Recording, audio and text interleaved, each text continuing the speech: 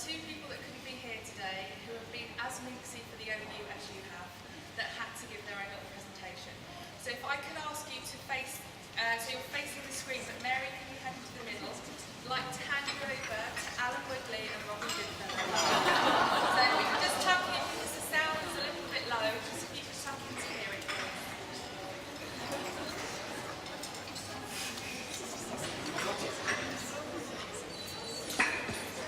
Right, I need to get you to do a bit closer on this side. Come in, tuck in, thank you.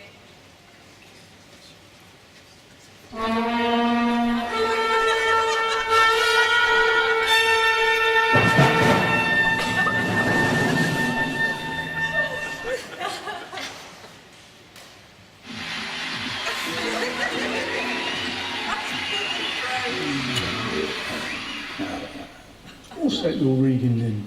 No, actually it's a long and densely theoretical academic paper on technology and distance education. I'm impressed. I didn't know you could read without moving your lips.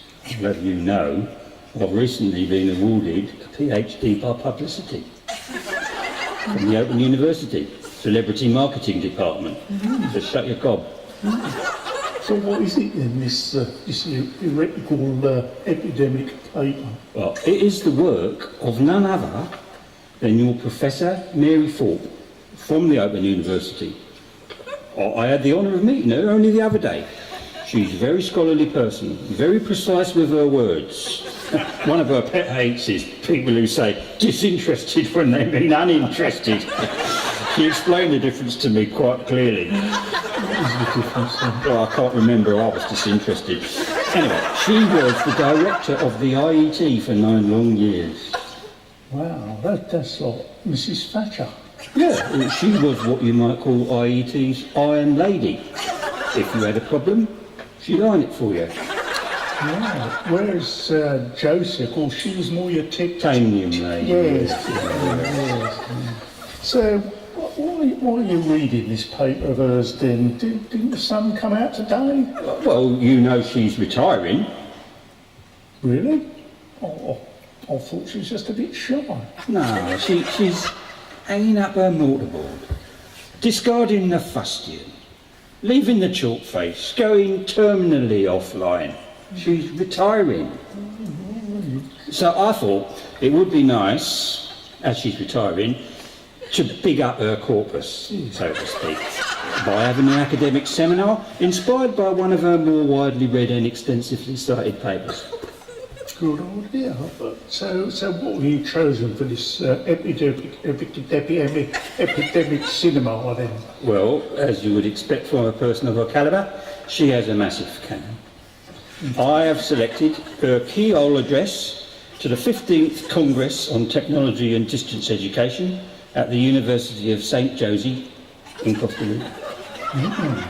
So why is it called a keyhole address then? Well, I think it's like keyhole surgery, isn't it? You know, it means you're supposed to stay awake all the way through it. It doesn't matter anyway. What matters are the original and insightful ideas, the subtle arguments, the clarity of the logic.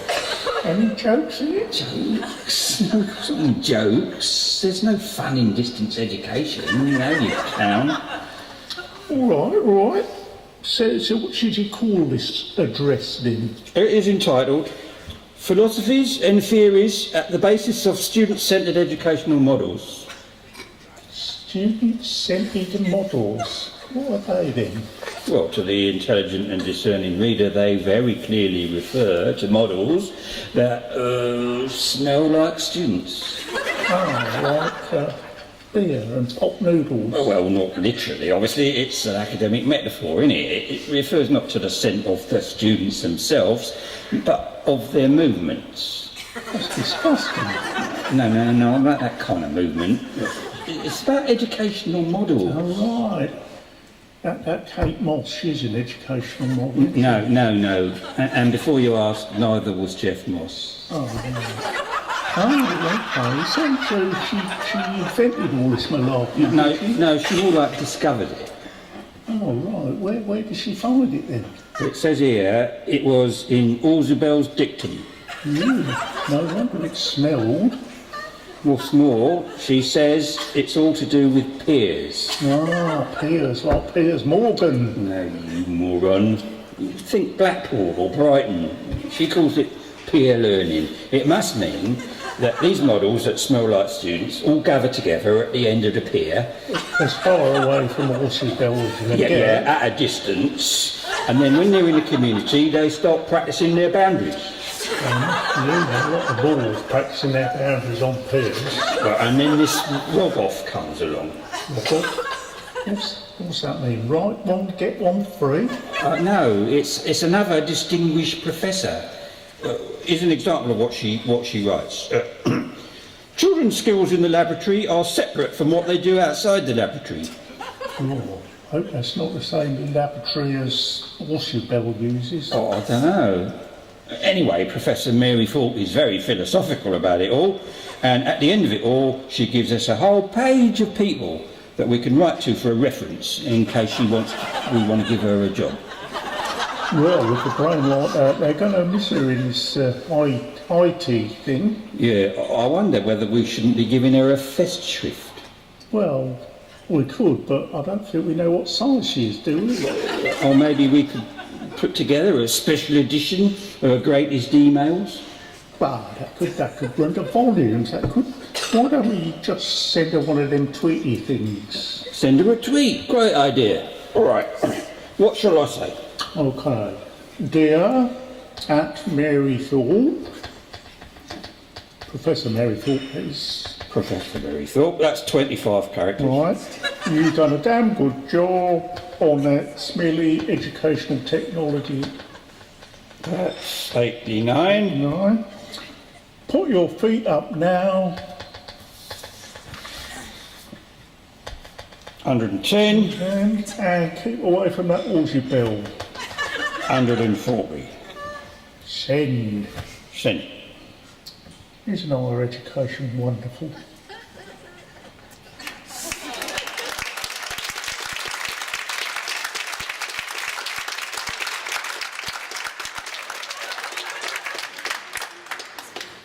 A funny thing happened to me last night, Dad. What was that then, Pete? Well, I had just arrived home following a late but totally engrossing sitting of the Curriculum Coherence and Consistency Subcommittee, and I was in the process of removing my clothes prior to retiring. Oh, you're going to retire then, are you, Pete? No, I meant before retiring to my bed, for the purpose of going to sleep, when suddenly I heard this tapping on my bedroom window. Tap, tap, tap on the window, quietly but insistently in the darkness. Tap, tap, tap. A noise not dissimilar to the one you have just made, Dad. Funny. What was it, Pete? That's what I thought. What can it be? So fearlessly, I opened the window and I looked out, and you'll never guess who I saw standing in the garden tossing gravel up at my window. Who, Pete? Who? Only bloody Professor Mary Thorpe, that's who, wearing nothing but a diaphanous gown and mortarball, going tap, tap, tap at my window, calling my name. Pete, Pete, won't you let me in? Bloody Professor Mary Thorpe? Professor Dr. Bloody Mary Thorpe, Dad, to give her a full title. What she want, Pete? Only wanted me to head up her centre, didn't she? Pete, Pete, she cried, I can manage you. You're the best man in sight. Jezebel, what do you say, Pete? Big on you, hussy, I said. Away with you and your siren promises of academic leadership and departmental power and the wealth of Croesus. And I shut the window in her face, Dad, and she melted away soundlessly into the night. I know not where, but probably up the old A5. I wonder where she went, Pete. She came round to my house. No. Yes, she came a-tapping on my window. Tap, tap, tap. Calling my name. Dad, Dad, won't you let me in? Are you sure it was her? Oh, yes, Pete. It was her, all right. I'd know her bike anywhere. So what did she want then? Only wanted me to come into her portfolio, Pete. Dad, Dad, she cried, I like the cut of your jib. I need you to run my SRC. Come and sit on my deanery, she said. I hope you told her to be gone, Dad. I did, Pete. I said, get out of here. I said, get out of here. But she had her own agenda, and I was at the bottom of it, and we never got past matters arising. Oh, well, you know the problem with lady professors, Dad. I do. They just can't be asked to get out of their chairs, can they, Pete? No, I said lady professors, Dad, not lazy professors. That would indeed be an oxymoron, like mature student or Windows professional. Right. Well, what's the problem with lady professors, then, Pete? Well, Dad, it's the glass ceiling. The glass ceiling hangs over them like, Sword of damn cockles? well, exactly, Dad, like the sword of Dame Cockles, blocking their passage and blighting their fledgling careers. Yeah, I suppose it means they can see straight up the trouser legs of the people on the scene. Indeed, Dad, they can. A view that simultaneously mocks and damns their aspirations. Blimey, Pete, that's either very profound or a load of bollocks. Well, I could have been a professor myself, Dad. I too once aspired to the professing profession, but I did not have the Latin. That is the essence of professing, Dad, being able to decline and conjugate. Well, I have heard, Pete, that professors sometimes decline when they lose their faculties. A bit of a non sequitur there, Dad. Oh, mea culpa, I'm sure. Yes, as Professor David Altridge used to say to me inter alia, it's the sine qua non pro tempore, Pete, ceteris paribus opsit ibidem, etc. ad nauseum. Of course, he'd had a few by then, in vino veritas, as they say. Oh dear, indeed, Pete. Tell you what, Pete, it's a bit like art, I reckon, this professing. It is, Dad, it is not dissimilar to art, not dissimilar to building a life-size replica of the Shard out of Rivita. They work so slowly that time itself appears to stop and the universe seems to contract around a single bullet point on the agenda of life. That is professorship for you. Yeah, and you know, Pete, you know how you could tell a really good artistic professor? How, Dad? They're bullet points, Pete. They follow you around the room. Follow you around the room. Yeah, wherever you stand. There's no escape from them, Pete. No, Dad, not until... Now is the time to say goodbye. E.T. Now is the time to yield up high. E.T. Now is the time to wend your way. Until we meet again on Pension Day. Goodbye, goodbye, you're leaving us goodbye, no more. Modules or projects, VC or Ds, goodbye, goodbye, you're going far away to be a merry merrity. Now is the time to say farewell. Go down the Jenny Lee stairwell. Now is the time to drive away Down the old V8. Goodbye, MK. Goodbye, goodbye. Last trip down Walton Drive. Goodbye. We wish you all goodbye. And when you leave, there'll be no more quality. Hooray! Goodbye. We bid a last goodbye.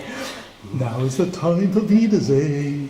Now is the time to switch off your brain. Now is the time for running shoes.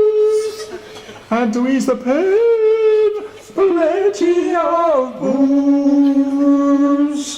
Goodbye, goodbye, you're leaving Tatibai. Goodbye, we wish you all goodbye. And for you've gone, won't you please come back for John? Goodbye, we did a last goodbye. Goodbye.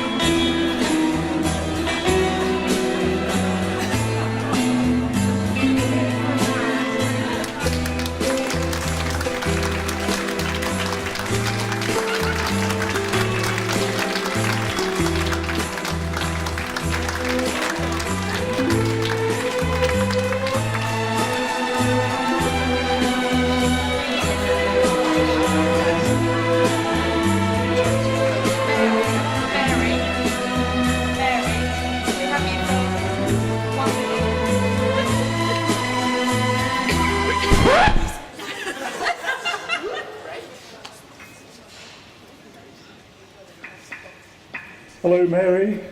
Congratulations on your retirement. I hope it's going to be a very long and happy one. I'm sorry I can't be here on the day, but I'm sure you're having a good time with lots of cake and jelly. I have talked to Phil and the other people in IET about what you might need, and I've come up with something that I think will fulfill all your IT needs for the foreseeable future. So this is the parcel which here now, and I'm hoping Robin will give to you in real life, and I hope you enjoy it. And I'll see you soon, I'm sure. Goodbye. Goodbye. Thank you, Alan.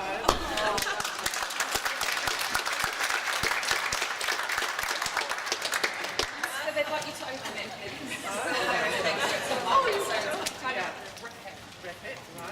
You didn't see the last one. No, it's just coming. I'm good. Alpen box. Oh lordy, we'll probably need scissors.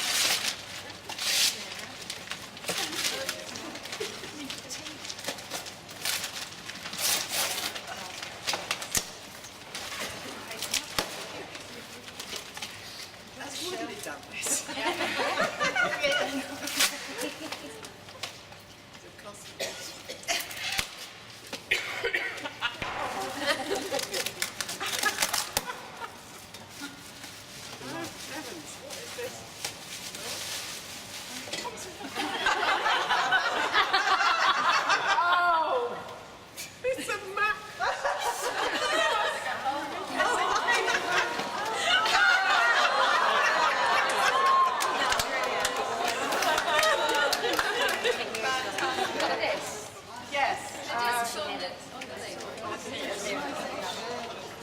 Stop taking the tablets, love Alan.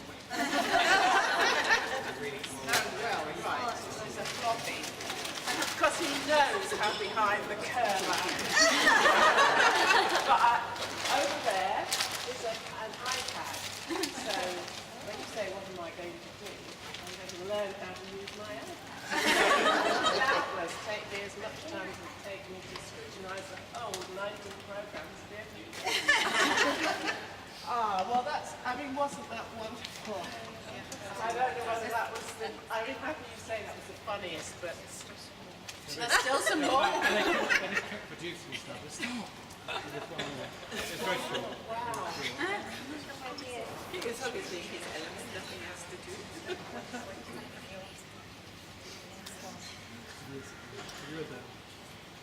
Where the cost to IT measures to recoup the cost for a partnership with a Swedish company for whom we're making a special version of the film which will now show a short extract. Right? Okay.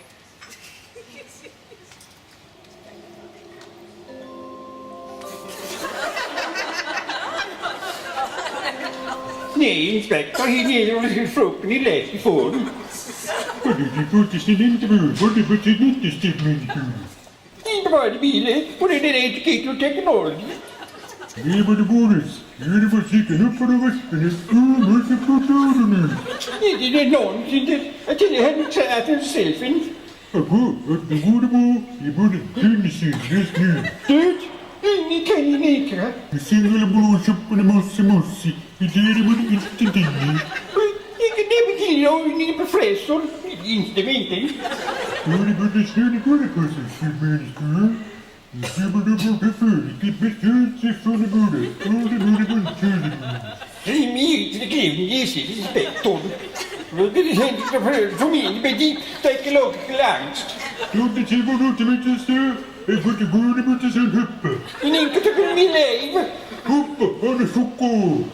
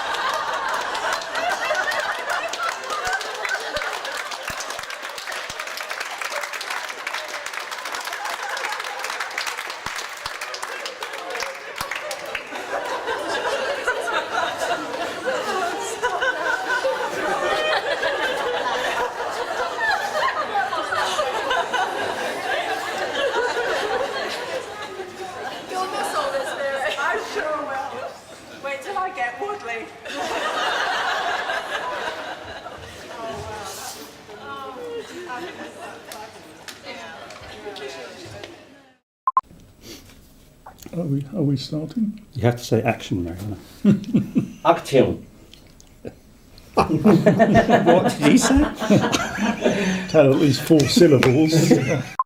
I'm going to hold my glass. Okay. Cheers. Goodbye. Yes. Now is the time to say farewell. Now is the done. Where? Oh, you go down, yes. You're going far away to be a merry melody.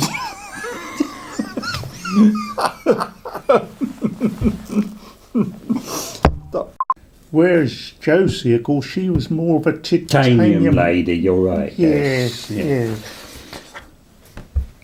Oh, got the wrong page here. Should we go from the top on this one again? A merry emerity. A merry emerity. A merry emerity. Of the Curriculum Coherence and Consistency Subcommittee, and I was in the process of removing my... What are you laughing at? That Kate Moss, is she an educational model? No, before you ask, neither is James Moss. Moss. The moustache is about 90 degrees away from the face. So wish you all goodbye. Won't you please come back for dawn? A late but totally engrossing city of the... That committee thing, Pete. It's a long and densely theoretical academic paper on technology and distance education. Sorry, I thought there was going to be some more. Cut. Okay. Blimey, Pete. I've gone Australia. Where's me? I can't do Dagon. Prior to retiring. Oh, I was too busy acting with me. She came round to my house, Pete. No. Yes. Blimey, Pete. A merry emerity. It's better when you get the Dudley Moore sort of clear. Why is it called a keynote address then? Keynote address.